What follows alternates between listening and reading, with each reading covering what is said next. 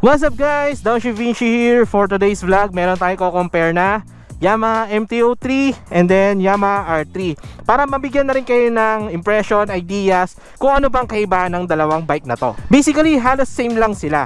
Same sila ng engine, same sila ng swing arm, same sila ng chassis. Pero when it comes to riding, sobrang magkaiba nilang dalawa. For context, bibigyan ko lang kayo ng slight comparison ng riding posture niya na. Unahin natin itong Yamaha MT-03. So as you can see guys, itong Yamaha MT-03, upright ang riding posture niya. Makapansin nyo naman, yung kamay ko mataas, yung likod ko straight, almost straight. And syempre yung paa ko, pag nakasakay na ako sa motorcycle, nasa comfortable side pa rin siya. Compare kay Yamaha R3 na kung saan nasa sporty riding posture siya. Kung mapapansin nyo, ang handlebar niya is clip-ons, kaya medyo salubsob ako. Yung kamay ko nasa baba, yung katawan ko, yung likod ko medyo slight na tuck-in position, nasa sporty side siya. Ngayon, when it comes to riding, bibigyan ko kayo ng impression ng bawat motorcycle. So tara, testing natin to. Umpisahan natin with Yamaha MT-03. Ideally, MT-03 is designed for city and long ride. For city ride kasi sobrang dali ng steering capability ng bike, which in my opinion, malaking factor during filtering sa traffic. Dagdag pa dyan yung ECU configuration ng bike na nasa low to mid RPM ang power. Malaking tulong sa stop and go situation yung low mid RPM power ng bike. Minsan na din kasi ako nakagamit ng bike na nasa mid to high RPM ang power. Sobrang struggle sa akin during city ride dahil lalabas lang yung torque or hatak ng bike kapag nasa low gear at high RPM ako. Whereas sa MT-03, low gear at low RPM lang, hahatak agad yung bike. Ika nga ng Yamaha, MT means master of torque. At dahil sa upright and comfortable riding posture, I can confidently say na this bike is also for long ride. But to be honest, hindi ko pa na long ride MT-03 ko. Marilaki at Ternate pa lang narating namin ang bike ko. I know, sobrang lapit lang na mga ito compare sa mga long ride ko. Pero kaya ako nasabing pwede sa long ride ang bike na to dahil sa mga sumusunod. Una dyan, yung riding posture. Sa ilang beses ko nagamit yung MT-03, halos di ako napagod gamitin yung bike. Sobrang comfortable kasi, especially the riding posture. Touring capability, it can easily reach to 80 to 100 kph in mere seconds, which in my opinion, safest pace during long ride. Balanced suspension, hindi siya matigas, hindi din siya malambot. Saktong-sakto lang sa bumpy road, which I think best setup for long ride.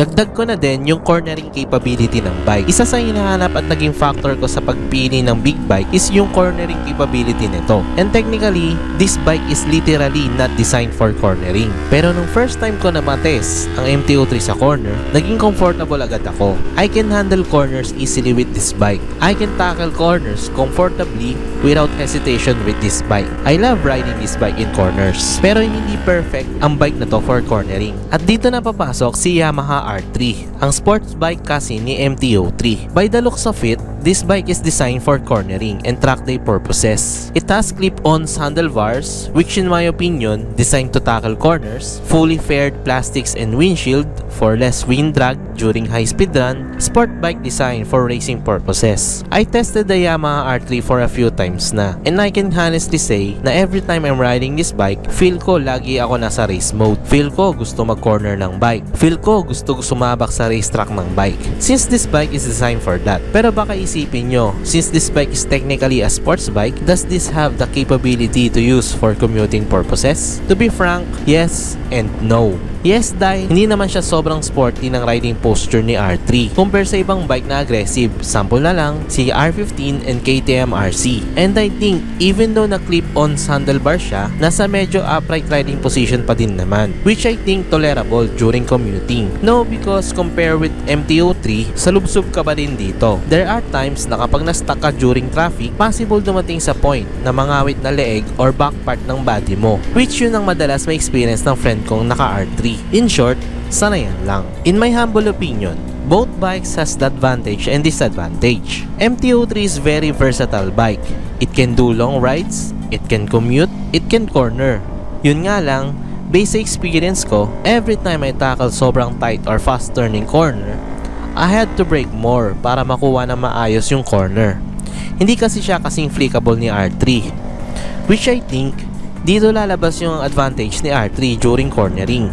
especially sa racetrack na kung saan maraming tight, fast turning corners. Mas magandang feeling at feedback kasi ang mabibigay ni R3 during cornering. Mas ma-feel mo kasi yung front end ng bike habang nakalin. Mas magandang feel mag-body position. At mas flickable during tight and fast corners. Kaya dito na papasok yung factor sa pagpili ng bike.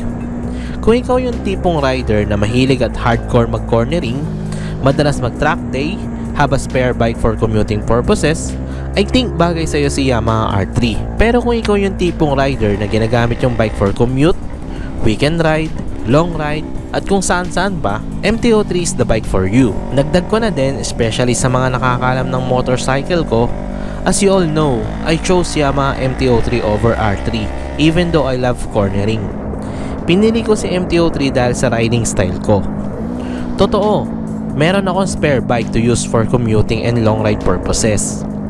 But based din sa riding style ko, mas bagay sa akin si R3. Pero dumating na din kasi ako sa point ng ride ko na I am not going to pretend anymore. Don't get me wrong, gusto ko ng sports bike. Pero based sa experience ko, dalawang sports bike na nahawakan ko. Lahat naman yun nagamit ko ng maayos. Lahat yun na-enjoy ko. Lahat yun na-miss ko. But I still chose naked bike dahil gusto ko magkaroon ng versatile bike na in my opinion, kayang gawin lahat ng gusto ko. I do cornering pero hindi hardcore tulad ng mga nasa track. I do commute sometimes and MTO3 is very comfortable and easy to use. I do long ride especially, which I think MTO3 is very capable of. In short, I chose MTO3 because it can do everything what I want during ride. But at the end of the day, ikaw pa din ang masusunod. This vlog is to give you some insight, especially kung nahihirapan ka mamili sa kanilang dalawa. Since I experienced riding both bikes, might as well i-share sa inyo yung experience ko. Lastly, my best advice is to test both bike. Baka kasi naisipin mo mag-sports bike pero di mo kayang dalhin. Or, naisip mo mag-naked bike pero hardcore cornering track day rider ka pala.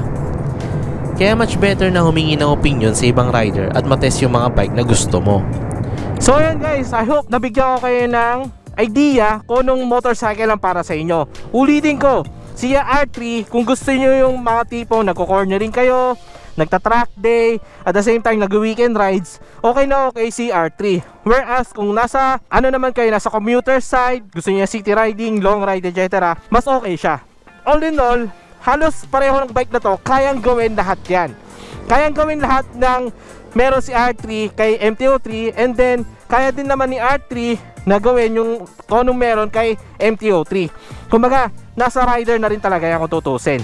But ako, bilang isang motorcycle rider, at the same time, sa sobrang tagal ko na nagra-ride, ayoko na mag-pretend na gusto ko pa ng sports bike. Kaya mas pinili ko si MTO3 kasi yung riding posture niya, at the same time yung riding style ko, para sa akin, comfortable sa akin tong bike na to. So ayun, I hope nabigyan ko kayo ng idea, nabigyan ko kayo ng impression, nabigyan ko kayo ng information regarding kung anong bike talaga ang para sa inyo. Kaya dito ko na natatapusin yung vlog. Maraming salamat sa pag-nood, sa pag-like, sa pag-share, maraming salamat sa pag-comment. Y'all know well, ride safe, peace out.